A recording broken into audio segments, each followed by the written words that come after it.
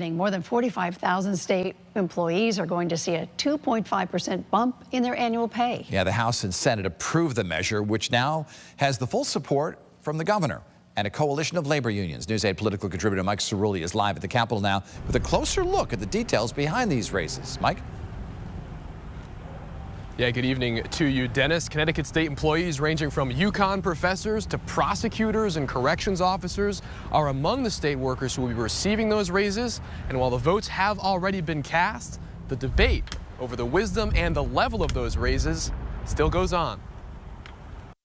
We are your neighbors, we are your taxpayers, and we are very, very hopeful that the legislature and the Senate will do the right thing today. State workers like CCSU professor Fiona Pearson were at the state capitol on Tuesday, urging along the approval of raises for state employees. Democrats backing the raises say they're largely staying in line with previous years. This is the last year of a reopener. This is the last year of a 4-year contract. So remember, the first 3 years were 2.5 wage increase plus step. This last year, this reopener is exactly that same paradigm. That 2.5% wage increase will combine with step increases for many state workers. Republicans say the raise, combined with those step increases, adds up to 4.5% net raises. The total price tag is expected to be well over $100 million. It's a hard vote. It's a hard yes to take.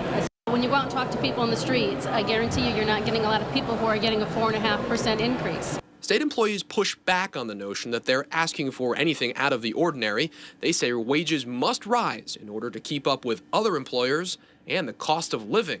You know, the public sector unions aren't asking for, a windfall. We're just basically asking to be kept whole as we, continue doing the work that we do for the public. Even as the bulk of Connecticut's government workers celebrate their newly passed raises, we still don't know how big of a raise the state's highest paid employee will be getting. Dan Hurley took home more than $5 million last year. House Speaker Matt Ritter signaled Connecticut is getting ready to raise the two-time national champion's pay by a lot more than 4.5%. He'll be paid as one of the top 3 or 4 coaches in the country. He probably could command the #1 salary if he wanted to, but that's the going rate for a coach like him. So I believe a lot will be raised privately, right? So a season for raises here under the Golden Dome. The state legislature has 2 weeks, just about 2 weeks left in the current legislative session. We'll be here covering all of it. Live at the state capitol, I'm Mike Cerulli, News 8.